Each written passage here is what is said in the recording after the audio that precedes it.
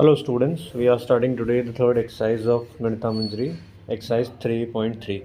The first question is prove that the following rational numbers are equal. अब equal prove करने के लिए या equality देखने के लिए हम लोग क्या करते हैं, हम लोग equivalence relation की बात करते हैं यहाँ पर, ठीक है। लाइक ये जो भी हमारे पास में नंबर गिवन है फर्स्ट पार्ट में, क्वेश्चन नंबर 1 का first part, they are saying 2/3 and 4/6। दो तरीके हैं शो करने के। पहला तो इक्विवेलेंट नंबर्स देख लो क्या दोनों इक्विवेलेंट हैं या नहीं है। दूसरा तरीका क्या होगा, आप जो बड़ा नंबर है उसको रिड्यूस कर लो जितना भी हो पा रहा है। जैसे 2/3 को तो आप 2/3 ही लिख पाओगे, लेकिन 4/6 को आप लिख सकते हो 2/3। कैसे? 2 2 ज़ा 4, 2 3 ज़ा 6, दोनों के दोनों सेम है तो बोल देंगे yes they are equal. Second part 5/4 and 10/8। अब सेम काम हम लोग यहाँ करेंगे। हम लोग देखेंगे क्या दोनों नंबर्स इक्वल हैं या नहीं है रिड्यूस करने के बाद में। 5/4 कोई भी नंबर इन दोनों को कट नहीं कर पा रहा तो 5/4 हुआ। 10/8, 2 5 ज़ा 10, 2 4 ज़ा 8 हुआ हमारे पास में 5/4।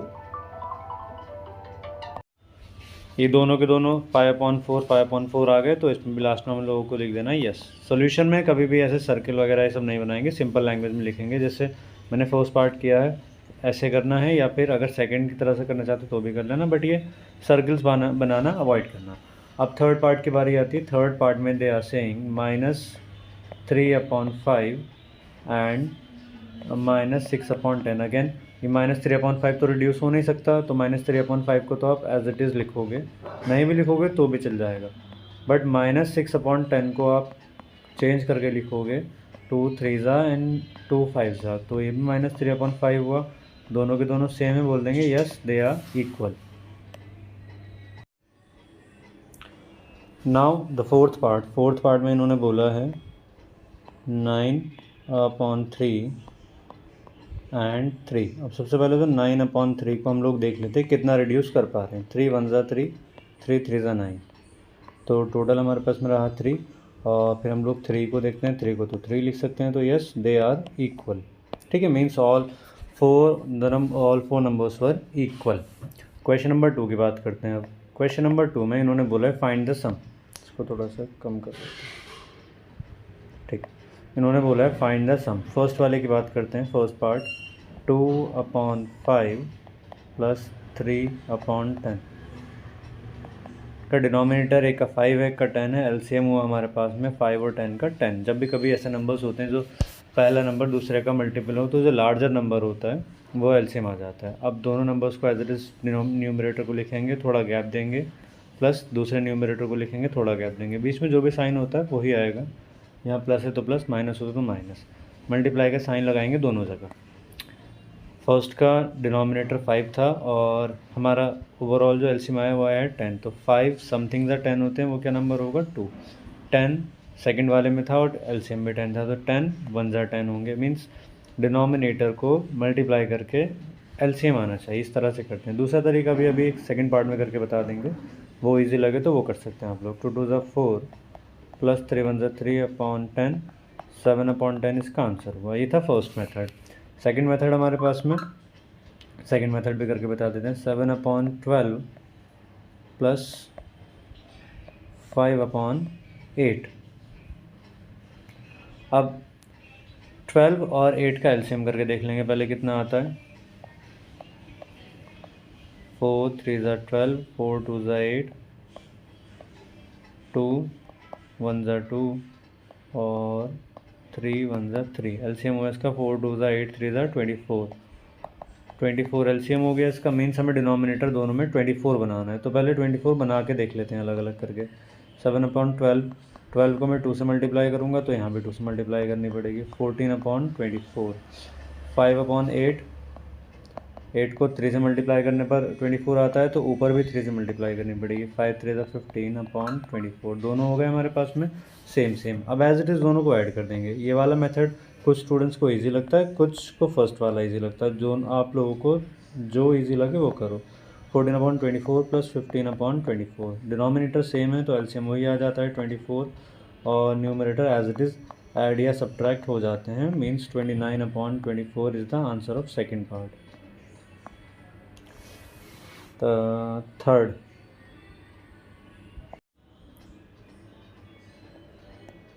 थर्ड पार्ट में इन्होंने बोला है -4/7 + 3/14। सेकंड वाले मेथड से हम लोग इसे भी कर लेते हैं। -4/7 को हमें 7 और 14 का एलसीएम क्लियर है, बिल्कुल 14 आएगा। मीन्स 7 को 2 से मल्टीप्लाई करनी पड़ेगी, यहाँ भी 2 से मल्टीप्लाई करनी पड़ेगी। -8/14 रहा और सेकंड वाला नंबर एज इट इज़ होगा। 3/14 तो ऑलरेडी 14 है, तो 1 से मल्टीप्लाई करके दिखाना चाहो दिखा सकते हो, इज इक्वल टू 3/14। अब दोनों को ऐड करते हैं हम लोग। -8/14 + 3/14 as we have discussed. Denominator इसका 14 रहेगा और ऊपर के जो भी नंबर्स हैं एज इट इज़ वो कॉपी हो जाएंगे। -8 + 3 -5/14 हमारा आंसर रहा थर्ड वाले पार्ट का। Now question number 3। अब क्वेश्चन नंबर 3 को हम लोग यहाँ से स्टार्ट कर देना। क्वेश्चन नंबर 3 में उन्होंने बोला फाइंड द डिफरेंस। डिफरेंस और सम में जो काम होता है बिल्कुल सेम होता है। 5/6 - 1/4। 6 और 4 का एलसीएम होता है 12, मीन्स हमें डिनोमिनेटर को बनाना पड़ेगा 12। पहला नंबर है 5/6। 6 को 2 से मल्टीप्लाई करने पर बनता है 12, 5 2s एंड 6 2s। और 1/4, 4 को हम लोग मल्टीप्लाई करेंगे 3 से, तो 3/12 हो गया। इससे आगे का जो स्टेप होगा हमारा वो यहाँ, पहला नंबर था 5/6 जिसकी जगह हम लोग लिखने जा रहे हैं 10/12। माइनस बीच में प्लस था तो प्लस लगा रहे थे, माइनस है तो माइनस लगाएंगे। दूसरा नंबर था 1/4 जिसकी जगह पर 3/12। ठीक है, 12 रहा एज इट इज़। 10 - 3 कितना रहा हमारे पास में 7/12। ये था हमारे पास में थर्ड का फर्स्ट पार्ट। सेकंड पार्ट करते हैं भाई। सेकंड पार्ट है 11/8 - 3/4। 8 और 4 का एलसीएम भी 8 रहेगा, तो 11/8 को तो हम लोग एज इट इज़ लिख देंगे 1 से मल्टीप्लाई करके 11/8। और 3/4 को हमें 8 बनाना है तो 2 से मल्टीप्लाई हम लोगों को करना पड़ेगा। 3 तो 6/8। से आगे का स्टेप कितना हुआ भाई हमारे पास में 11/8 - 6/8। डिनोमिनेटर में रहा हमारे पास में 8, ऊपर रहा 11 - 6 और फाइनल आंसर हुआ हमारे पास में 11 - 6 इज़ 5। 5/8 हमारा सेकंड आंसर हुआ। अब थर्ड वाला पार्ट देखते हैं इसका। थर्ड वाले पार्ट में क्या बोलना चाह रहे हैं। थर्ड पार्ट इसका -7/9 -2/3। पहले हम लोग इसको सिंप्लीफाई करेंगे। -7/9 माइनस माइनस मिलकर हो जाएगा +2/3। अब 3 और 9 का एलसीएम हमारे पास में रहेगा 9। इसको हम फर्स्ट मेथड से करके दिखा रहे हैं, कितना इजी हो जाता है। 9 हम लोगों ने लिया एलसीएम। जैसे कि बताया गया था, अगर दो नंबर्स एक दूसरे के मल्टीपल हो, लाइक मैंने बोला यहाँ पर कोई भी नंबर 5 और उससे इसका मल्टीपल हम लोगों ने लिया 15 या 20 या 25, तो बड़ा वाला नंबर एलसीएम होगा। मैंने यहाँ लिया 4 और यहाँ कोई और नंबर ले लिया, मान लीजिए 28, तो 28 एलसीएम होगा, बड़ा नंबर एलसीएम होगा।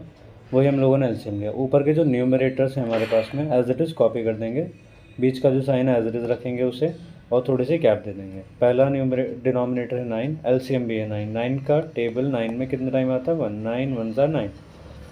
Second denominator was 3 and the LCM was 9, so 3 3s are 9 हुए। थोड़ा और सॉल्व किया, -7 1s are 7 plus as it is 2 3s are 6/9 and answer हुआ हमारे पास में -1/9। ये हुआ थर्ड पार्ट। इसी तरह से हमारे तीनों क्वेश्चंस हो जाते हैं। नेक्स्ट देखते हैं भाई, question number 4 is for the product. Product means multiply. Multiply करना तो सबसे ज़्यादा आसान काम होता है। मल्टीप्लाई में हम लोग सबसे पहले देखेंगे कैंसिलेशन पॉसिबल है या नहीं है। कैंसिलेशन कैसे होता है भाई, न्यूमरेटर को डिनोमिनेटर से कट कर देते हैं, किसी भी न्यूमरेटर को किसी भी डिनोमिनेटर से। सबसे पहले कैंसिलेशन देखेंगे, जब सारे कैंसिलेशन हो जाएंगे उसके बाद में हम लोग करेंगे न्यूमरेटर की मल्टीप्लाई न्यूमरेटर से और डिनोमिनेटर की मल्टीप्लाई डिनोमिनेटर से। ये दो स्टेप हम लोगों को ध्यान रखना है। Let's start doing the first part.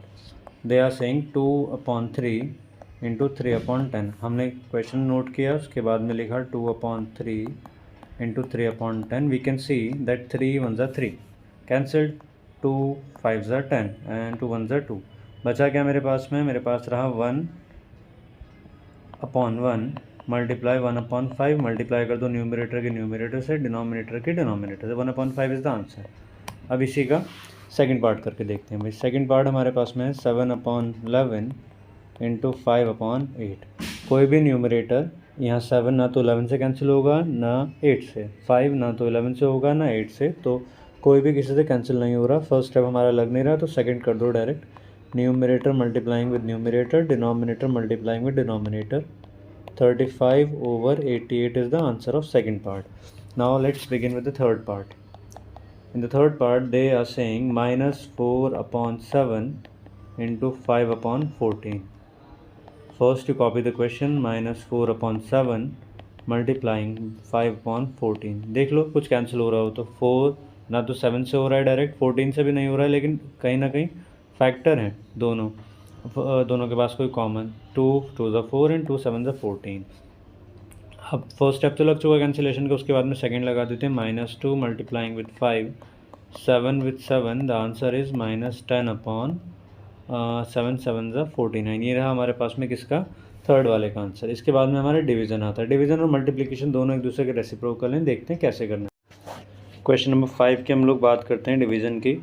इनमें क्वेश्चन डिवाइड करके हम लोगों को फाइंड आउट करना है। करना कैसे है देख लेते हैं। पहला क्वेश्चन करके पहले 2/3 डिवाइडेड बाय 3/10।